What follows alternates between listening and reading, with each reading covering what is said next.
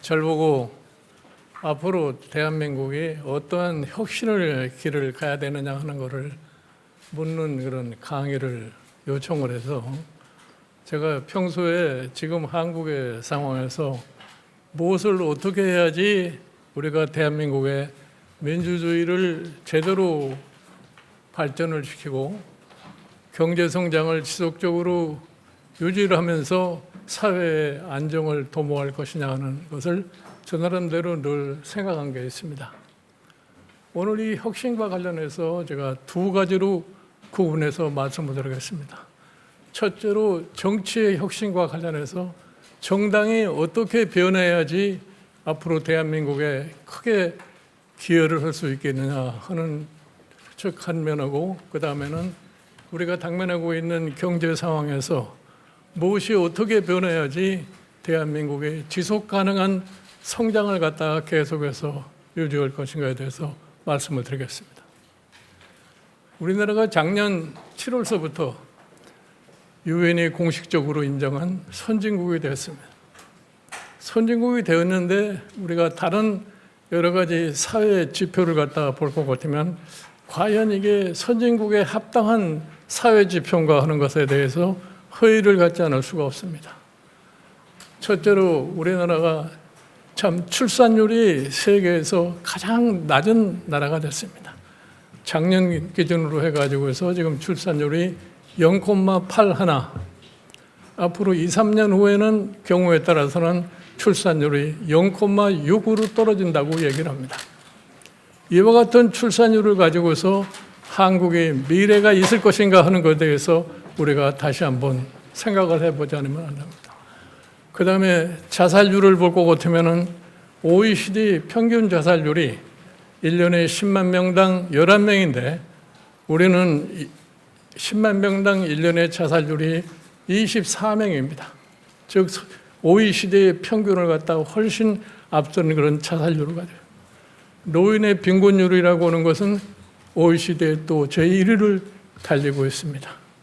우리가 지금 퍼캐피타 GDP가 3만 5천 불이 넘는 나라임에도 불구하고 우리가 복지 비용으로 사용할 수 있는 금액이라는 것이 GDP의 12% 정도밖에 안 됩니다. 즉 일본도 최근에 보면은 우리와 비슷하게 퍼캐피타 GDP가 얼마 큰 차이가 나지 않는데도 일본은 퍼캐피타 GDP 대비 복지 비율이 16%가 넘고 있습니다. 이태리 같은 나라는 우리나라와 거의 비슷한 퍼캐피타 GDP를 가짐에도 불구하고 복지 지출이 GDP 대비 20%를 갖다 상회하고 있습니다. 그럼 우리가 이와 같은 상황에 직면해 있기 때문에 소위 사회 갈등 구조가 너무나 심각하지 않나 이렇게 생각을 합니다. 금전초에 어느 모 일간지의 여론조사에 할 것 같으면 대한민국의 갈등 구조가 심각하다고 지적한 사람들이 88%가 넘습니다. 그러면 이와 같은 갈등 구조, 다시 말해서 사회적 조화를 이루지 않는 나라가 미래에 대한 정상적인 성장이 가능하겠느냐, 이거는 우리가 냉정하게 판단을 해야 됩니다. 우리가 과거와 그리고 다른 것이 뭐냐 할 것 같으면 각종 이익 집단이 무수히 많이 출현을 했습니다. 그 각종 이익 집단과에 있어서 이해관계를 그러면 어떻게 조정을 해서 이것을 정책적으로 반영을 해서 사회의 조화를 갖다가 이룰 수 있겠느냐. 여기에서 정당의 역할은 뭐냐 하는 것을 생각해 볼 필요가 있습니다. 행정부라는 기관은 그 특성상 그와 같은 조화의 역할을 갖다가 하기가 매우 어려운 것입니다. 그러니까 이거를 담당해야 할 곳이 바로 정당입니다. 그런데 우리나라의 정당이라는 것은 지금 민주화 이전이나 민주화 이후나 별 차이를 보이지 않고 있습니다. 왜 이런 말씀을 드리느냐, 선거를 하고 나서도 선거의 결과에 대해서 아무런 의미가 없고 아무런 반응을 보이지 않는 것이 우리나라 실질적인 소위 정당의 현실입니다. 여러분 냉정하게 우리가 생각을 해보십시오. 우리가 1987년에 지금의 헌법을 만들어 가지고서 민주화를 이루고 했는데 민주화를 이루고 난 다음에 우리가 국회의원 선거를 9번을 했습니다. 그럼에도 불구하고 국회에서 참다운 지도자를 갖다가 생산하지 못하는 것이 현재 우리의 현실입니다. 그러면서 정치가 잘 되기를 갖다가 기대한다는 것은 너무나 과욕을 갖는 것이 아니냐 이렇게 생각합니다. 제가 지난 2020년 지금 21대 국회 선거를 끝나고 그 당시에 미래통합당이 수도권에서 참패를 당했습니다. 그래서 저는 이런 생각을 했어요. 과연 이 정당이 앞으로 존재를 할 수 있을 것인가? 과거에 우리나라의 선거의 신뢰를 보고 같으면은 수도 서울에서 참패한 집권당은 그 다음 몇 년 가지 않아서 무너져 버렸습니다. 자유당도 그랬고 공화당도 그랬고 민정당도 마찬가지였습니다. 그것을 이어받은 것이 바로 오늘날에 있어서의 국민의힘입니다. 그래서 제가 이런 얘기를 늘 합니다. 국민의힘은 원래 뿌리가 대통령 정당이기 때문에 국민의힘에 소속되는 많은 의원님들은 오로지 대통령만 쳐다보고서 사는 그런 집단이 아닌가 이렇게 생각합니다. 그러니까 정치적으로 크게 발전을 갖다가 할 수가 없는 겁니다. 선거에서 국민의 소위 의사를 확인했으면은 그 확인한 의사에 따라서 정치인 정당은 반드시 반응을 보내야지 그 다음에 미래가 보장되는 것이지 그게 무엇인지도 모르고 지나가 버릴 것 같으면은 그 정당이라는 것은 희망이 없습니다. 그래서 저는 이렇게 생각을 합니다. 왜 그러면 우리나라의 초대 대통령 이승만 박사가 나라를 건국하고 6.25 사변을 극복하고 오늘날 우리나라가 소위 안보의 기초가 되어 있는 한미동맹을 갖다가 만들어 놓고서 최종적으로 비참한 운명을 갖다가 맞이할 수밖에 없느냐 이런 얘기입니다. 1956년 우리가 대통령 선거에서 못 살겠다 갈아보자고 하는 그 구호를 가지고 당시 야당 후보였던 신익희 씨가 엄청난 반응을 유권자로부터 받았습니다. 그분이 선거 도중에 갑작스럽게 세상을 떠남으로 인해서 이승만 대통령이 무난히 당선되긴 됐습니다만 그 다음에 실시된 제4대 민의원 선거에서 서울에서 자유당이 대패라고 말았습니다. 한 사람에 다 떨어졌습니다. 당시에 뭐라고 얘기를 했냐 할 것 같으면은 민주당은 막대기만 꼽아놔도 당선이 되는 그러한 선거라고 했습니다. 그런데 그것이 무엇이라는 것을 제대로 알고서 거기에 대한 제대로 된 정치적인 반응을 보이는 것이 소위 정치권자나 정당으로서 해야 할 일인데 그것이 두려우니까 그 다음에 1960년 대통령 선거를 앞두고서 사전적인 부정선거를 획책을 하다가 결국은 자유당 정권은 몰락하고 말아버렸습니다. 그와 같은 우리 정치의 역사를 갖다가 우리가 한번 되돌켜 보면은 선거라고 하는 의미가 뭐라고 하는 것을 좀 우리가 냉정하게 판단을 하고 거기에 반응을 보여야 된다고 합니다. 그 예로서 지난 2000년 우리가 여기 서울시장 보궐선거를 치렀습니다. 서울시장 보궐선거에서 역대 여당이 서울시장에서 그렇게 100% 패배를 한 그러한 선거를 보지 못했습니다. 그렇음에도 불구하고 문재인 정권이나 민주당은 그 선거의 결과의 의미를 전혀 인식치 못한 겁니다. 그러니까 결국 가서 그 다음에 계속 지속적인 패배를 가져올 수밖에 없다고 저는 생각합니다. 이래서 저는 정당의 혁신은 무엇에 역점을 둬야 되느냐? 변화하는 국민의 정서를 갖다가 제대로 읽고 거기에 따라서 정당이 제대로 된 정책을 갖다가 입안을 하고 그거를 수행하는 데 노력을 들이지 않을 것 같으면 정당의 혁신이라는 것은 아무런 의미가 없습니다. 그래서 저는 이 국민의힘에게 다시 한번 제가 강조를 합니다. 우리가 지난번 대통령 선거에서 승리를 했습니다. 그런데 승리의 결과를 냉정하게 분석해 보면은 그 좋은 환경에서 많은 여론조사기관이나 일반적으로 사람들이 얘기를 할 때에 10% 이상의 격차를 가지고 승리할 것이라고 예견을 했는데 왜 선거의 결과가 불과 0.7%밖에 되지 않았느냐. 이것의 의미를 국민의힘은 냉정하게 판단하고 무엇이 제대로 잘못되어 가지고서 그와 같은 결과를 가져왔냐를 갖다가 냉정하게 분석을 하고 거기에 대한 대응을 갖다가 하지 않고서는 2년 후에 총선을 어떻게 해야 할 건지 제가 보기에는 제대로 전망이 서지 않을 거라고 봅니다. 저는 그래서 늘 이렇게 생각합니다. 민주주의라고 하는 것이 서로 권력을 향한 정당 간에 있어서의 경쟁의 하나의 도구가 민주주의라고 이렇게 생각을 합니다.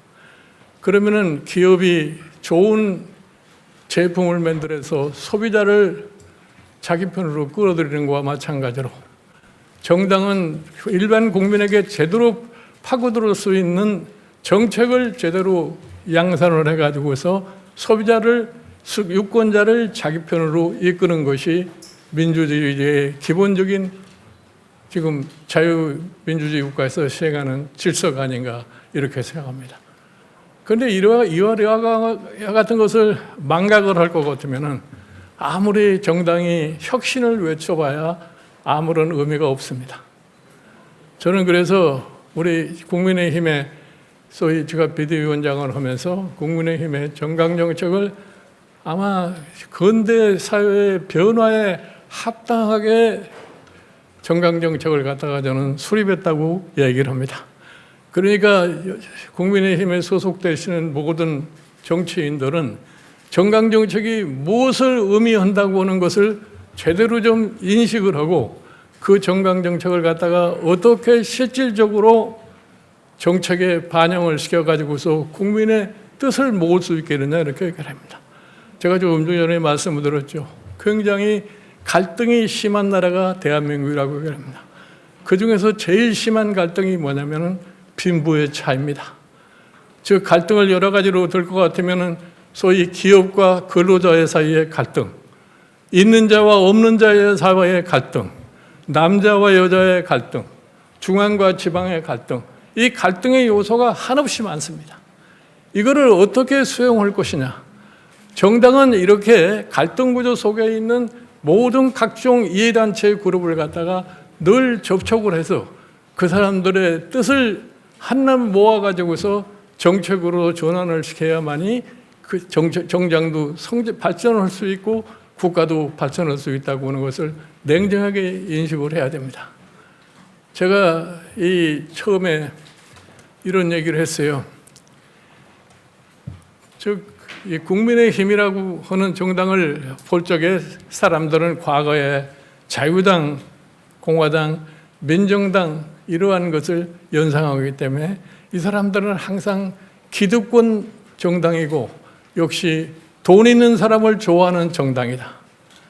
이렇게 해가지고서는 지금 변하고 있는 이 국민들의 정서 속에서 표를 극대화를 절대로 할 수가 없습니다. 그래서 제가 앞에 내세웠던 것이 뭐냐면 우리 국민의힘은 약자와의 동행을 하겠다 하는 이거를 앞세웠습니다. 그런데 최근에 와서 보면은 그 약자와의 동행이라고 하는 것이 어디로 사라져 버린지 모르게 슬그머니 없어져 버렸습니다. 그러니까 일반 국민들 사이에 역시나 저 정당이라고 하는 것은 기득권 정당이기 때문에 그럴 수밖에 없는 것이다 이런 얘기입니다. 우리가 아무리 약자와 동행을 갖다가 외친다 할지라도 현실적인 정책의 제약 때문에 그거를 충분하게 실현시킬 수는 없습니다. 그러나 정당의 기본적인 방향이 우리는 당신네들을 항상 옆에서 보호하는 이러한 정당이라고 하는 인식은 심어주는 것이 정치적으로 큰 의미를 갖지 않나 이렇게 생각합니다. 그래서 저는 다시 한번 당부를 드리는데 정당의 혁신이라는 것은 무엇에 포커스를 맞춰야 되느냐. 변화하는 국민의 정서에 어떻게 정당이 적응해서 가느냐, 여기에 포커스를 맞추지 않으면 아무리 다른 노력을 해봐요 별 의미가 없다는 것을 다시 한번 강조를 드립니다. 그 다음에 우리나라의 경제라고 하는 것이 지금 흔히 얘기해서 선진국, 어떤 의미에서 볼 것 같으면 우리 국민들도 모두가 다 들떠 있습니다. 자, 이제 우리도 세계를 선도하는 국가가 될 수 있겠다. 우리가 그런 노력을 하는 것은 100번 우리가 찬양을 할 필요가 있습니다만, 선도국가라고 하는 것이 말로만 해서 선도국가가 절대로 되질 않습니다. 지금 우리가 흔히 얘기를 해서 과거의 경험에서 우리가 한번 유추해 볼 것 같으면 무엇을 실패를 하고 뭐를 성공을 했느냐. 우리가 지난번에 김대중 노무현 정권 이후에 이명박 박근혜 정권을 갖다가 우리가 이어받았습니다. 그러면 그 10년 동안에 무엇을 어떻게 했길래 일반 국민으로부터 지지를 받지 못하고 결국은 대통령의 탄핵까지 이르게 됐느냐. 그러한 점을 갖다 한번 생각해 보자 이럽니다. 이렇게 저는 개인적으로 늘 이렇게 얘기를 합니다. 지금 우리 이웃 일본이 매우 잘 나가다가 최근에 와서 잃어버린 30년 이렇게 얘기를 합니다. 그럼 왜 일본이 갑작스럽게 참 세계를 집어먹을 것처럼 의기양양하던 나라가 한 번에 걸친 경기 침체로 인해 가지고서 30년이 걸리도록 제대로 회복을 못하고 있는 거냐. 이거를 우리가 냉정하게 한번 생각해 볼 필요가 있습니다. 제가 이 국민의힘의 비대위원장으로 있을 적에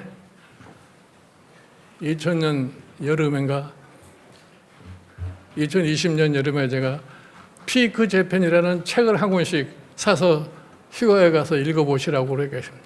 일본이 절정에 도달했다가 왜 그러면 떨어질 수밖에 없느냐. 저는 개인적으로 이렇게 생각합니다. 지금 우리나라가 마치 일본이 잃어버린 30년에 들어가기 초입에 우리도 처했지 않았느냐 이렇게 생각을 합니다. 여기에서 까딱 잘못하면은 우리도 그와 같은 과정을 겪을 수밖에 없다는 겁니다. 거기에 가장 중요한 역할을 해야 할 게 뭐냐면 정치입니다. 일본의 정치가 제대로 변하지 못하고 정치가 일본의 대기업과 연관이 돼가지고서 전혀 새로움을 보여주지 못한 결과가 이렇게 됩니다. 제가 1990년 초반에 일본의 어느 유력 정치인과 만나서 대화를 나눠보니까 그 사람 얘기가 뭐냐면 지금부터 일본 사회는 더 이상 희망이 없다 이렇게 얘기를 해요.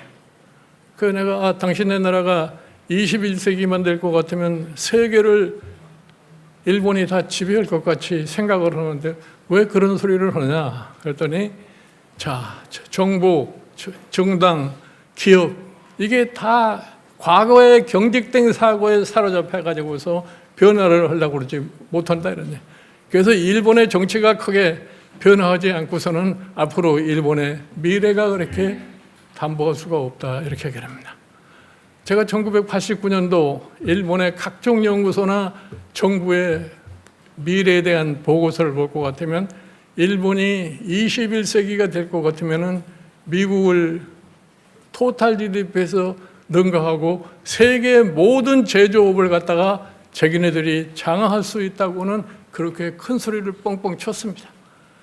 그러다가 불과 한 3년 후에 경기 침체가 한 번 되니까 거기에서 벗어나지를 못하고 지금 30년 동안을 헤매고 있는 것이 일본입니다. 일본이 1976년에 이미 퍼캐피타 GDP를 미국을 능가했던 해입니다. 그런데 일본에 나타났던 현상이 우리나라에도 그렇게 나타나고 있습니다. 일본은 이미 1970년대 말에 저출산 고령화 사회로다가 본격적으로 돌입을 한 나라입니다. 그래서 일본이 1984년에 출생률을 높이기 위한 무슨 위원회를 설립을 하고 노력을 무지하게 많이 했습니다. 그럼에도 불구하고 일본이라는 나라는 아직까지도 그 문제를 해결하지 못하고 거기에서 처져 있습니다. 그게 결국은 인구가 늘어나지 않으니까 미래의 희망이 점점 보이지 않습니다. 일본이 인구의 감소 때문에 다른 나라에 비해서 로봇 산업이 많이 발달한 나라입니다. 그러나 로봇 산업 그 자체가 일본의 근본적인 문제를 갖다 해결하지 못합니다. 이래서 지금 우리나라에 지금 앞으로 우리 경제가 그러면 어떻게 가야 할 거냐? 저는 굉장히 위험한 소리를 최근에 듣고 있습니다. 일본이 1980년대 전 세계를 지배할 수 있는 그런 상황에서 경제, 사회, 문화 모든 분야에 있어서 세계의 모범처럼 돼 있고 모든 국제 학술 대회에 갈 것 같으면 일본이라는 것이 가장 좋은 모델로다가 된 겁니다. 이것이 급작스럽게 90년대 들어와서는 그냥 일본이라는 나라가 더 이상 인용이 되지 않는 그런 나라가 됐어요. 그래서 지금 우리가 필요한 것이 대대적인 경제, 사회의 혁신을 이루지 않고서는 우리도 그러한 상황으로 갈 수밖에 없는 그런 여건이다 이런 얘기입니다. 우리도 일본과 마찬가지로 2025년이 될 것 같으면 65세 이상 인구가 20%가 넘는 초고령 사회로 진입을 하게 됩니다. 그 초고령 사회에 진입을 하게 되는데 노인네들의 생계를 그러면 어떤 식으로 우리가 확보를 할 거냐? 그렇지 않고서 이 사회적인 안정을 어떻게 도모할 것이냐? 지금 우리 이 경제를 볼 것 같으면은 세상이 많이 변했다는 것을 느낍니다. 여러분들 아마 보통 그냥 일반적인 상식으로 생각하실는지 모르지만 지난번 바이든 대통령이 우리나라를 방문했을 적에 우리나라의 일개 기업의 회장과 단독 회담을 갖다가 가졌습니다. 그리고 두 사람이 언론의 앞에 서 가지고서 소위 그 회사의 미국의 투자 계획을 갖다가 설명을 받았습니다. 이것이 사실은 우리 생각으로 보면 상상하기 어려운 일이 벌어졌다. 그러면 어떻게 왜 미국 대통령이 그와 같은 행동을 갖다가 취하였는가 하는 이거를 한번 냉정하게 생각을 하면서 우리가 앞으로 대미 관계에 있어서의 우리의 역할이 뭐라고 하는 것도 생각을 해봐야 됩니다. 그러니까 제가 말씀을 드려서 우리가 그러면 경제를 제대로 끌어가기 위해서 무엇이 필요하냐? 저는 우리 소위 집권 여당과 이 정부에 대해서 혁신을 위한 하나의 혁신, 국가의 혁신 시스템을 갖다가 제대로 구축을 하고 권고하고 싶습니다.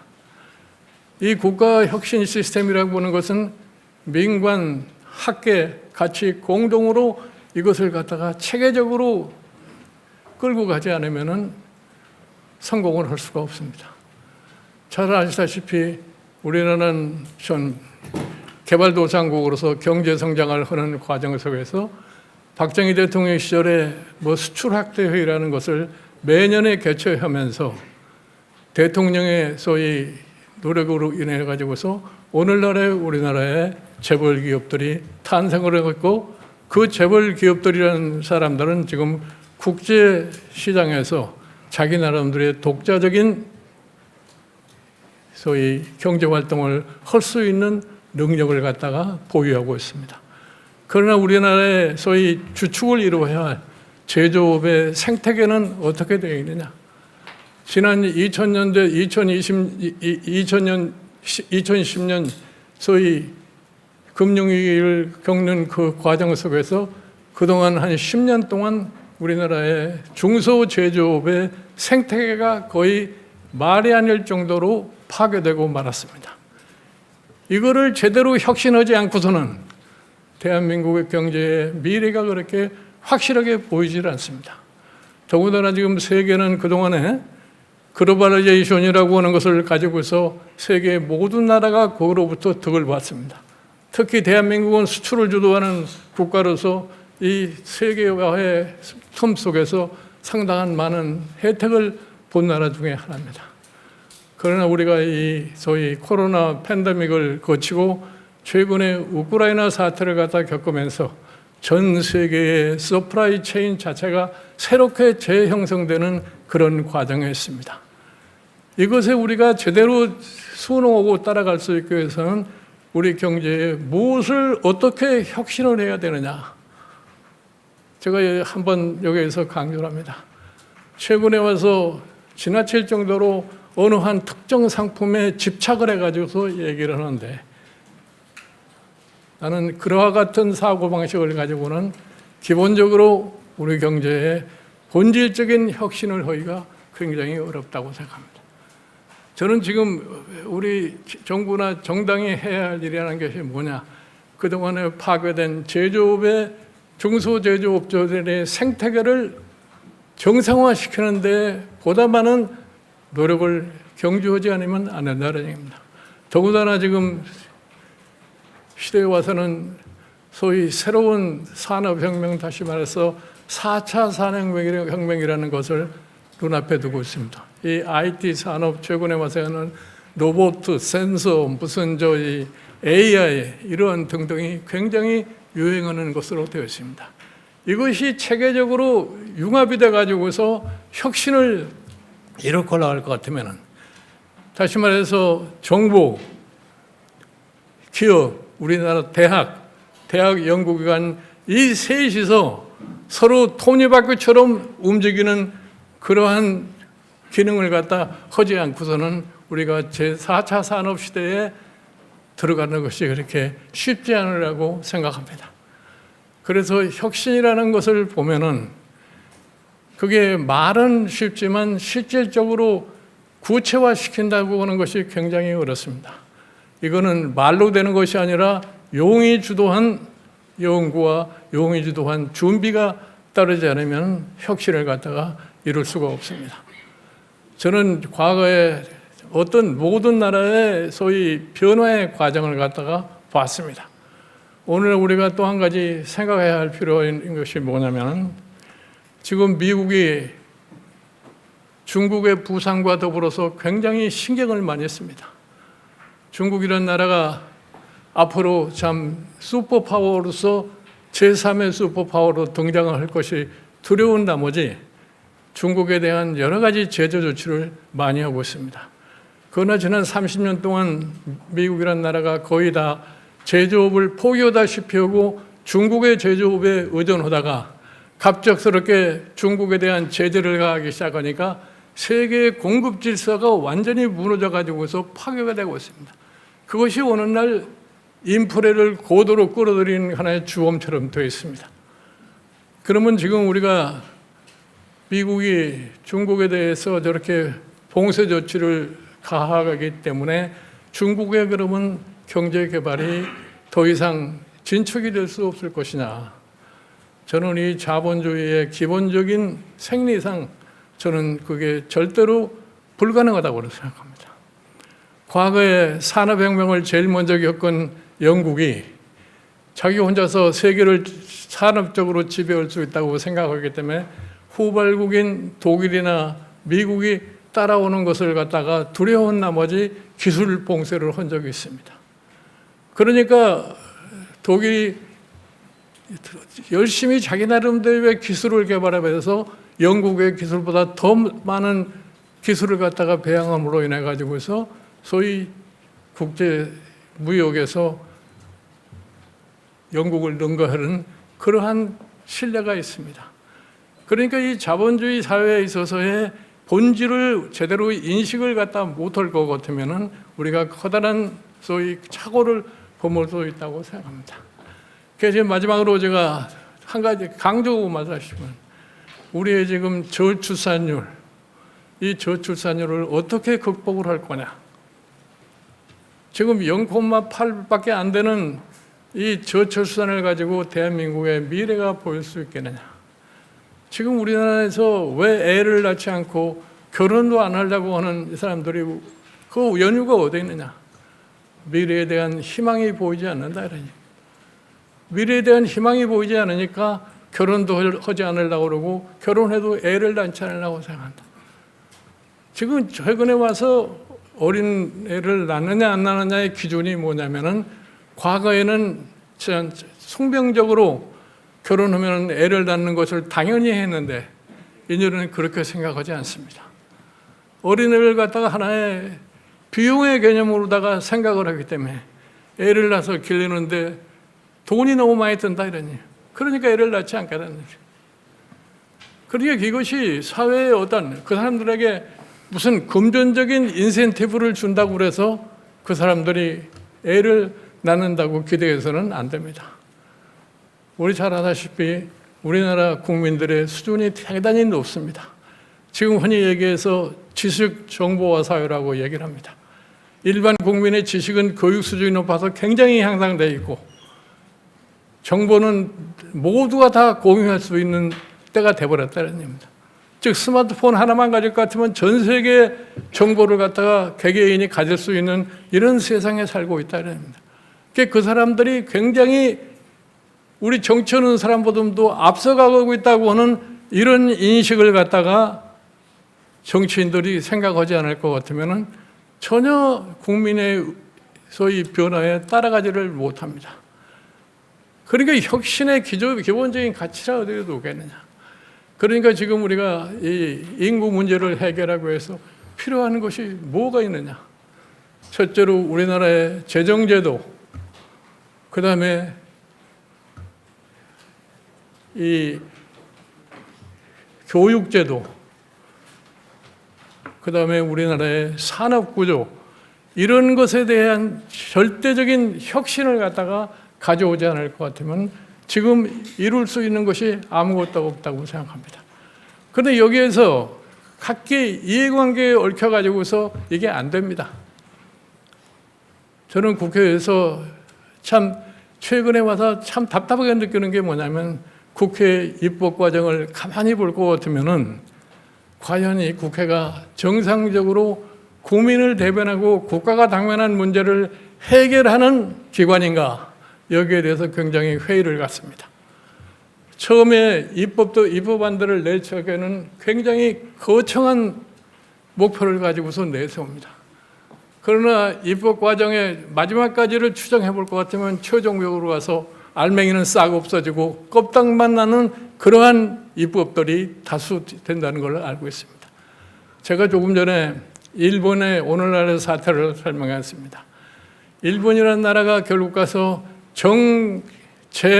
여기에 복합체가 돼가지고서 더 이상 기득권을 파괴하는 그러한 일을 정치권이 하지를 못합니다. 그럼 우리나라의 국회, 우리나라의 정당은 과연 그런 것으로부터 자유로워졌는가? 이거를 냉정하게 생각할 필요가 있다고 생각합니다. 저는 우리는 이미 한 단계가 벌써 지나오지 않았나 이렇게 했습니다. 이 경제가 성장하면 경제만이 성장하는 게 아니라는 것을 정치인들 여러분들은 좀 냉정하게 판단하셔야 됩니다.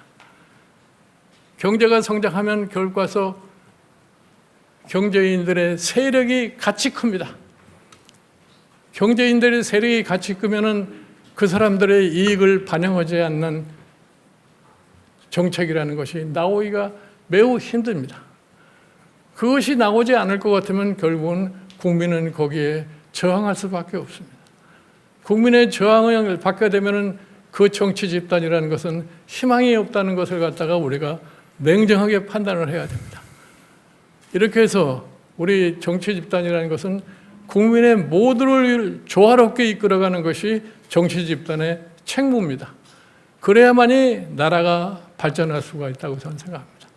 그래서 하나의 나라를 이끌어가는 지도자라는 것은 어느 특정 상황에 집착할 게 아니라 나라 전반의 상황이 어떻게 돌아가고 있는 것에 대한 종합적인 판단을 갖다 해가지고 거기에 맞게 정책을 수립해서 하지 않을 것 같으면은 절대로 국민들의 지지를 지속적으로 받을 수 없습니다. 특히 우리나라의 이 헌법제도에서의 대통령 5년 단임제라고 하는 이 틀 속에서 예를 들어서 임기 한 2, 3년만 지나면은 국민의 입에서 그냥 튀어나오는 것이 뭐냐면은 정권 교체. 그걸 어떻게 그러면 그걸 막아낼 수 있겠느냐. 제가 좋은 예를 하나 들어드릴게요. 우리 국민의힘은 그걸 좀 냉정하게 기억하면서 앞으로는 그런 누를 범하지 않아야 되겠다, 이렇게 생각을 됩니다. 우리가 2010년에 지방자치제 선거를 했습니다. 그때 이슈가 됐던 것이 뭐냐면 무상급식, 초등학생에게 무상급식을 제공하자, 이런 얘기를 했어요. 그런데 그 무상급식을 제공하자고 그러는데 당시에 한나라당은 그 반대 입장을 피력을 했어요. 왜 반대 입장을 표결했느냐? 나오는 소리가 뭐냐? 우리가 이건희 회장의 손자한테도 무상급식을 해야 되느냐? 그게 내가 저기 무슨 정당이 저런 정당이 있나 하는 얘기를 했어요. 내가 당시에 한나라당 사이 중진들하고 저녁을 먹으면서 얘기를 하겠어요. 당신네들 그런 사고방식 가지고서 국민을 쳐다볼 것 같으면 선거 절대로 못 이긴다. 그 당시에 어떻습니까? 저희 천안함 사건이 끝나고 나서 마치 전랑이 터질 것 같은 이러한 분위기를 갖다가 대통령 스스로가 조장을 해가지고서 국민들의 안보에 대한 관심이 높아졌을 테니까 선거를 승리로 이끌 수 있다고는 이런 착각을 한 겁니다. 그러나 국민이 그렇게 어리석지 않습니다. 시대의 변화를 그만큼 못 읽고서 겨울 가서 당시의 지자체 선거에서 어떤 결과를 가져왔다는 것을 여러분들 잘 아실 거예요. 그 다음에 하는 짓은 더 나의 웃기는 짓을 한 거예요. 뭐냐? 서울시장에 겨우 당선됐던 사람이 무상급식 반대를 한다고 해서 주민투표를 실시를 했어요. 그러니까 주민투표를 실시하니까 서울 시민들이 참 저 사람들이 무엇을 생각하는지 모른다니까 25%도 투표에 참가를 하지 않아서 개표도 못하고 끝나버리고 만 거예요. 그 이후에 실시되는 보궐선거에서 어떻게 됐어요? 기존의 제도권 정당이 다 무너져버리고 무소속의 후보자가 서울시장에 당선되는 거 아닙니까? 그 당선되고 난 다음에 당시에 아마 한나라당에 계셨던 분들은 아마 기억을 할 거예요. 한나라당이 어떠한 분위기에 들어갔느냐? 자, 앞으로 19대 총선을 어떻게 치를 거냐 하는 이런 걱정 속에 빠진 거죠. 그렇게 해서 결국 가서 당시에도 한나라당이 참 비상대책위원회라는 것을 박근혜 위원장이 만들어져 가지고 본질적인 변화를 갖다 가져온 겁니다. 제가 솔직히 얘기해서 좀 물어봐요. 19대 선거 때 한나라당이 과반수를 얻으리라고 상상했던 사람이 과연 몇 사람이나 있겠느냐? 제가 알기로는 100석이냐 120석이냐 이런 걸 걱정하던 사람들이 결국 가서 152석이라고는 과반 의석을 확보를 했어요. 그런데 과반 의석을 확보를 갖다가 어떻게 해서 했느냐? 그거를 갖다가 냉정하게 판단을 못한 겁니다. 그 유일하게 그걸 그래도 인식을 했던 사람이 당시에 박근혜 비대위원장이었는데, 그래서 그분이 대통령 후보로 출마를 하면서 날 보고 약속한 게 뭐냐? 내가 이번 총선을 갖다가 실시를 해보고서 뼈저리게 느낀 것이 뭐냐면은 우리가 사실 비대위에서 기본적으로 당의 방향을 갖다가 바꾸지 않았으면은 어려울 뻔했는데 내가 꼭 그 방향으로 갈 테니까 대통령 선거를 도와달라고 그래서 내가 그 선거대책 경선대책위원장을 맡아가지고서 그때 한 거예요. 그런데 선거 때까지만 그 효력을 발생하고 그 당시에 제가 참 이 답답하게만 느낀 게 뭐냐? 그 당시에 보수 논쟁이 무지하게 벌어졌어요. 그래, 보수 다 좋다 이거예요. 그럼 보수라고 하면은 보수를 지키기 위해서 뭐를 해야 되냐를 생각을 해야지. 막연하게 보수 한다고 그래서 포가 오는 게 아니다 이런 얘기입니다. 보수도 역시 변화하는 국민의 정서를 따라서 거기에 순응하지 않을 것 같으면 그 보수는 절대로 성공하지 못합니다. 여러분들 세계 각 나라의 정당 정부의 성립 과정을 볼 것 같으면은 무엇이 어떻게 작동을 해서 당의 체질을 바꾸고 그렇게 해서 집권을 한다고 하는 것을 냉정하게 판단할 수 있다고 생각합니다. 그래서 제가 여러분에게 지금 마지막으로 말씀드리고 싶은 건 뭐냐면은 정치 집단은 하여튼 변화하는 국민의 정서를 따라가지 못하면 절대 성공을 못한다는 겁니다. 그러니까 꼭 정당의 혁신이라는 것은 다른 데 목적이 있는 것이 아니라 국민의 변화에 순응하는 데 목적이 있다고 하는 것을 명확하게 인식을 해 주시라는 것을 말씀을 드리고, 우리 정치도 그렇지만 경제도 역시 경제 주체의 상황 변화에 제대로 적응하지 못하는 정책은 성공을 하지 못합니다. 제가 이왕 얘기 났기 때문에 제가 한 말씀 더 드리면은, 지금 우리나라의 경제 질서가 시장 경제 질서에 있는 것만큼은 틀림이 없습니다. 그러나 시장 경제 질서라는 것은 지절로 확보가 되는 것이 아닙니다. 시장 질서를 갖다가 가꾸지 않을 것 같으면 시장이라는 것은 제 기능을 갖다가 할 수가 없습니다. 그 시장 기능을 제대로 가꾼 데 있어서의 정부의 역할이 뭐라고 하는 것을 냉정하게 판단을 해야 할 필요가 있답니다.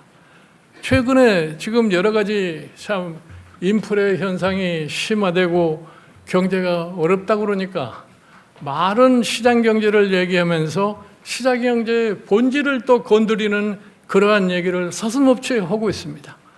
이러한 이율배반적인 정책을 해가지고는 절대로 효율도 가져올 수 없고 바라는 혁신도 이루어질 수 없다는 것을 말씀을 드리면서 제 강의를 마치겠습니다. 감사합니다.